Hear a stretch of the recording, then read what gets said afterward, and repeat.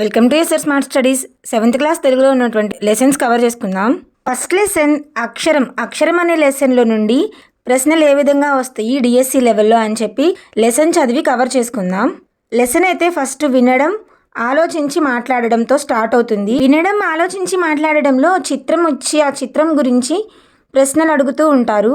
చిత్రంలో ఎవరెవరు ఉన్నారు, తల్లి ఏం చేస్తుంది, పిల్లలు ఏం చేస్తున్నారు అనే విధంగా ప్రశ్నలు ఉన్నాయి. మొదటగా అక్షరం పాఠ్యాంశం యొక్క ఉద్దేశం చూద్దాం. అక్షరం పాఠం యొక్క ఉద్దేశం అక్షర జ్ఞానం అందించిన ఆది గురువు అమ్మ.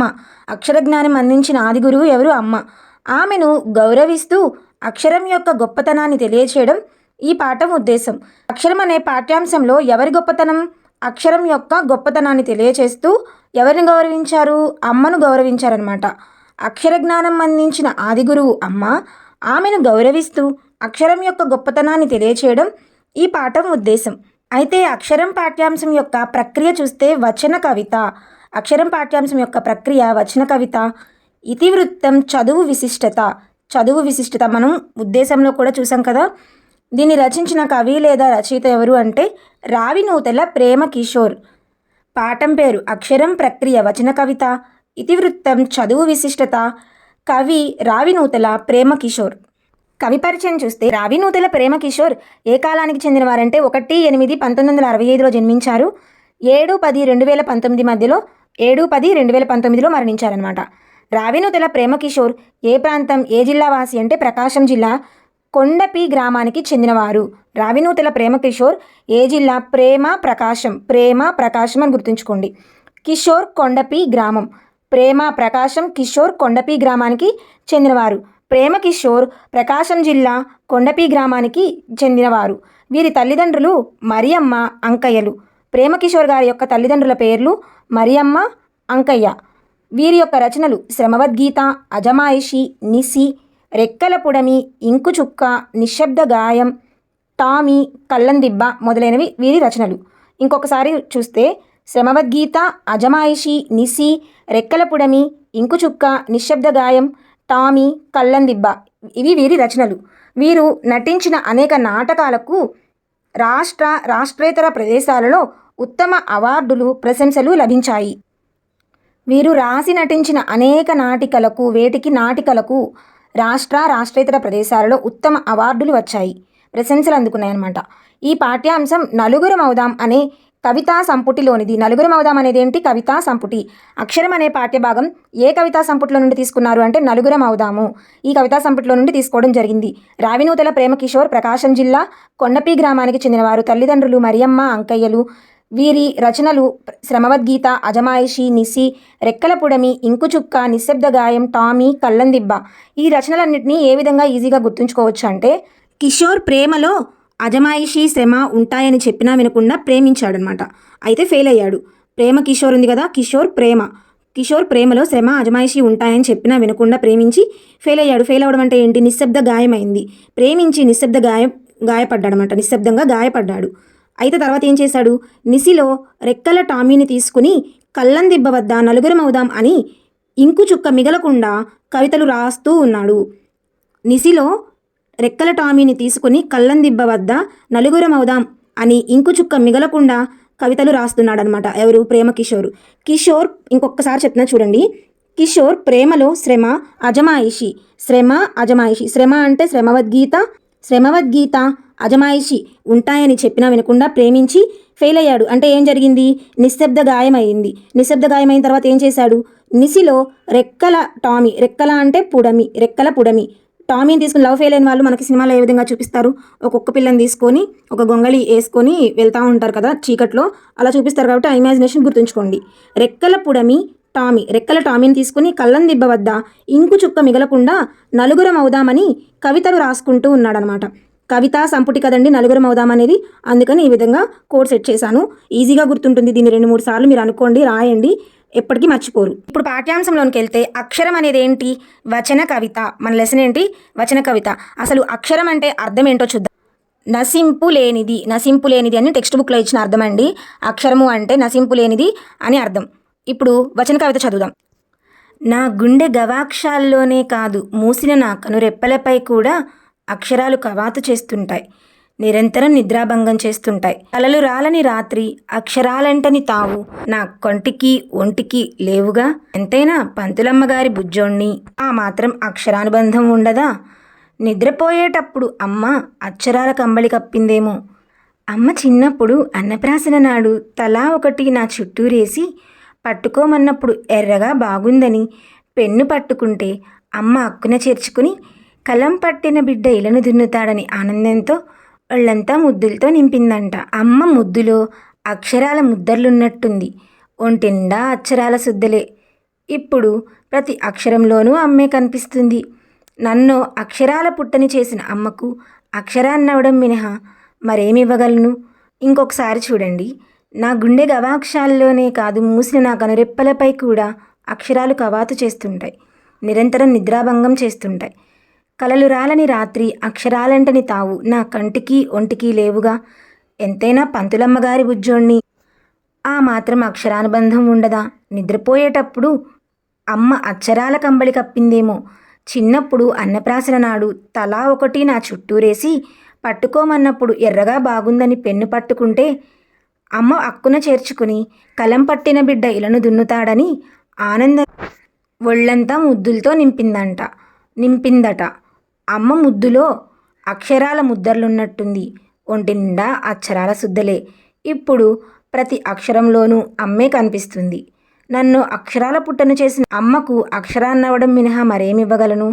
బాల్యంలో మనకు అమ్మ ఎన్నో సేవలు చేసింది కదా. ఇప్పుడు మీరు అమ్మకు ఎలాంటి సేవలు చేయగలరో చర్చించండి అని పిల్లలకి ఇచ్చారనమాట. ఇప్పుడు మనకి ఈ వచన కవితలో నుండి అర్థాలు చూద్దాం. గవాక్షము అంటే అర్థం ఏంటి? కిటికీ అని అర్థం. కిటికీ, గవాక్షము అంటే కిటికీ అని అర్థం. తరువాత రాత్రి అనగా నిసి.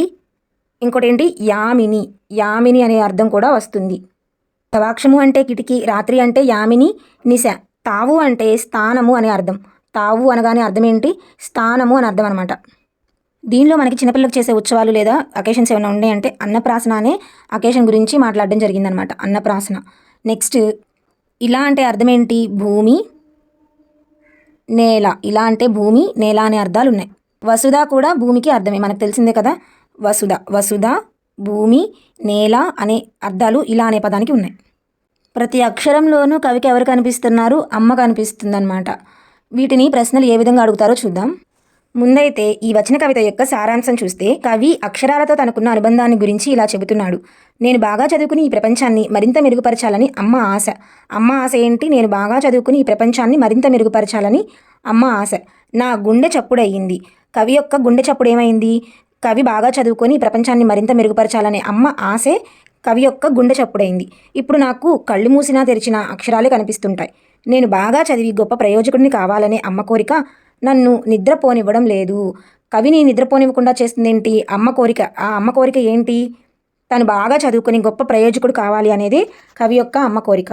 అమ్మ ఆశలు నన్ను ఒళ్ళంతా కళ్ళు చేసుకుని శ్రద్ధగా చదువుకునేలాగా చేశాయి.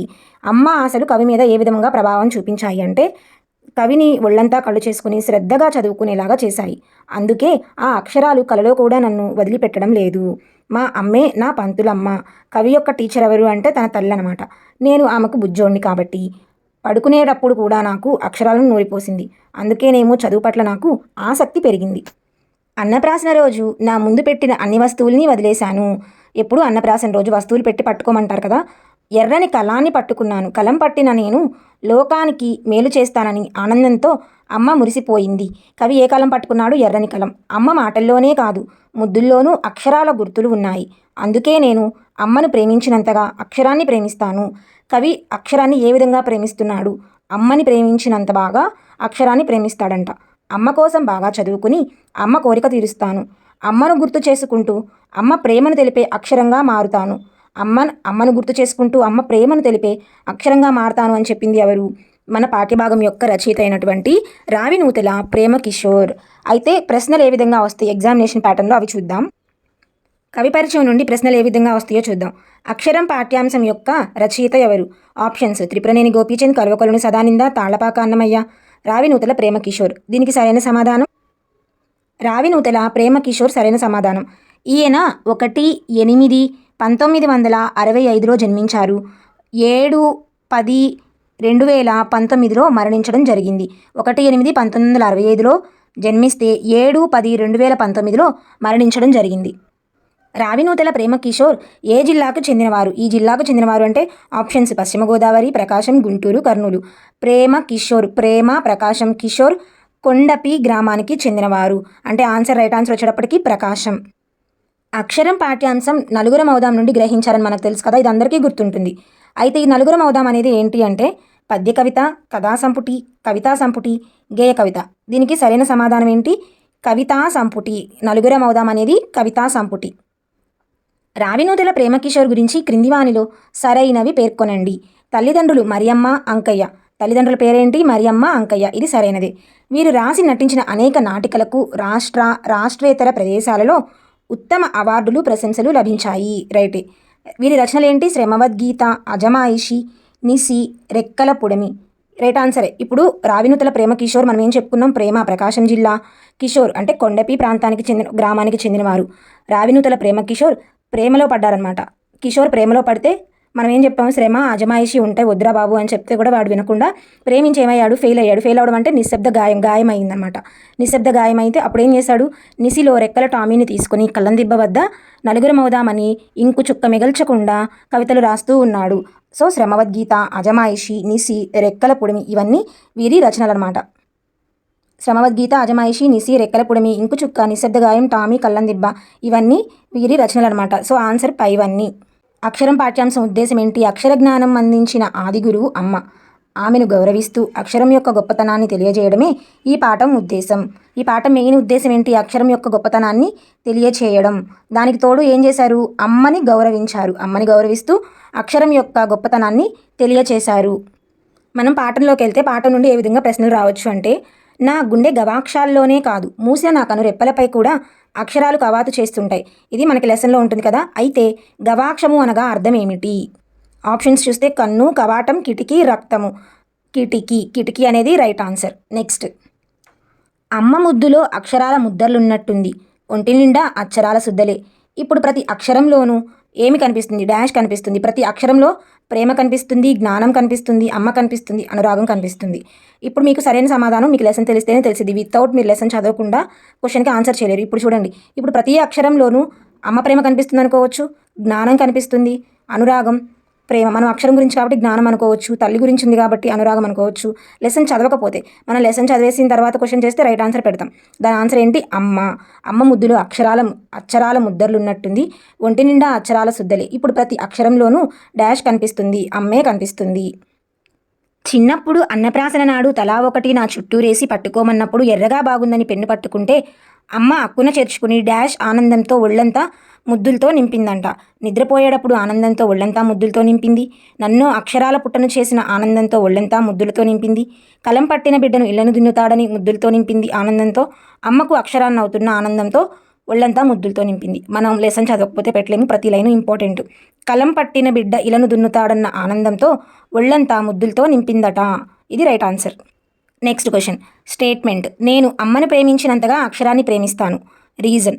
ఎందుకంటే అమ్మ మాటల్లోనే కాదు ముద్దుల్లోనూ అక్షరాల గుర్తులు ఉన్నాయి. అమ్మ మాటల్లోనే కాదు ముద్దుల్లోనూ అక్షరాల గుర్తులు ఉన్నాయి కాబట్టి నేను అమ్మను ప్రేమించినంతగా అక్షరాలను ప్రేమిస్తాను అని కవి చెప్పడం జరిగింది. సో ఇవి స్టేట్మెంట్ రైటే, రీజను రైటే. స్టేట్మెంట్కి రీజను సరైన వివరణ. మనం ఎప్పుడైనా ఆప్షన్స్లో మనకి రెండు సరైన సమాధానాలుగా అనిపించినప్పుడు దానిలో బెస్ట్ మాత్రమే, ఇప్పుడు ఎస్ సరైనది, ఆర్ సరైనది, ఎస్కి ఆర్ సరైన వివరణ అనేది ఇంకో బెస్ట్ ఆప్షన్ మనకు కనిపిస్తుంది. సో 4 మాత్రమే మనకు రైట్ ఆన్సర్ అవుతుందన్నమాట. క్రింది దేని గురించి కవి అక్షరం అనే పాఠ్యాంశంలో చెప్పడం జరిగింది? అక్షరాభ్యాసం, అన్నప్రసన, బారసాల, ఉపనయనం. మనకు పేర్కొన్నది ఏంటి? అన్నప్రాసన అనే ఈవెంట్ గురించి కవి చెప్పడం జరిగింది. అక్షరం పాఠ్యభాగ ప్రక్రియ. పద కవిత, పద్య కవిత, గేయ కవిత, వచన కవిత. రైట్ ఆన్సర్ ఏంటి? వచన కవిత. అక్షరం పాఠ్యాంశం అనేది ఒక వచన కవిత. నెక్స్ట్, అక్షరం పాఠం యొక్క ఇతివృత్తం. అమ్మ ప్రేమ, దేశభక్తి, చదువు విశిష్టత, శైశవ వర్ణన. ఇతివృత్తం ఏంటి? మనం అసలు ఫస్ట్ లెసన్ అంతా అమ్మ గురించి ఉంది కాబట్టి అమ్మ ప్రేమ అనుకుంటాం ఖచ్చితంగా. ఇది రైట్ ఆన్సర్ కాదు. చదువు విశిష్టత అనేది రైట్ ఆన్సర్.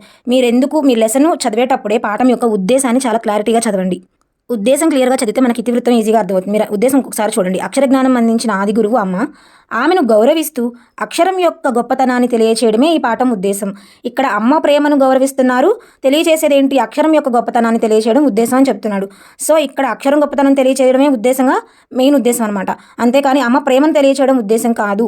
అక్షరం యొక్క గొప్పతనాన్ని తెలియచేయడం మాత్రమే ఇక్కడ మెయిన్ ఉద్దేశం. కాబట్టి దాని విశిష్టత, చదువు విశిష్టత అనేది ఇతివృత్తం అవుతుంది.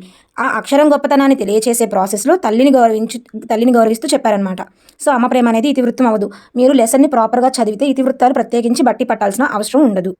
నిద్రపోయేటప్పుడు అమ్మ అక్షరాల కంబళి కప్పిందేమో. గీత గీచిన పదం యొక్క అర్థం గుర్తిస్తే కంబళి అంటే చీర, గొంగళి, గొంగళి పురుగు, పరుపు. కంబళి అంటే అర్థం గొంగళి అని రైట్ ఆన్సర్. నెక్స్ట్, కలలు రాలని రాత్రి అక్షరాలంటని తావు నా కంటికి ఒంటికి లేవుగా. రాత్రి పదానికి పర్యాయ పదాలు ఏంటి? నిశ, యామిని అనేవి పర్యాయ పదాలు. కలం పట్టిన బిడ్డ ఇలను దున్నుతాడని అని ఒక వాక్యం ఉంది కదా, దానిలో వచన కవితలో ఇలా అంటే అర్థం పర్యాయ పదాలు ఏంటి? భూమి, వసుధ అనేవి ఇలా అనే పదానికి. నేల అనే అర్థం కూడా ఇలకు వస్తుందన్నమాట. కవి అన్నప్రాసన రోజు ఏమి పట్టుకున్నాడు? పుస్తకం, ఎర్రని కలం, బంగారము, అమ్మని పట్టుకున్నాడు. అయితే రైట్ ఆన్సర్ ఏంటి? ఎర్రని కలాన్ని పట్టుకున్నాడు. ఎర్రని కలాన్ని కవి పట్టుకున్నాడు అన్నప్రాసన రోజు. కవికి కళ్ళు మూసినా తెరచినా ఏమి కనిపిస్తాయి? అక్షరాలు. అక్షరం పాఠంలో అమ్మ ఆశ ఏమిటి? నేను అంటే ఇక్కడ ఎవరు? కవి రావినూతల ప్రేమకిషోర్. బాగా చదువుకుని ఈ ప్రపంచాన్ని మెరుగుపరచాలని అమ్మ కోరిక. నేను బాగా చదువుకుని గొప్ప ప్రయోజకుడిని కావాలి అని.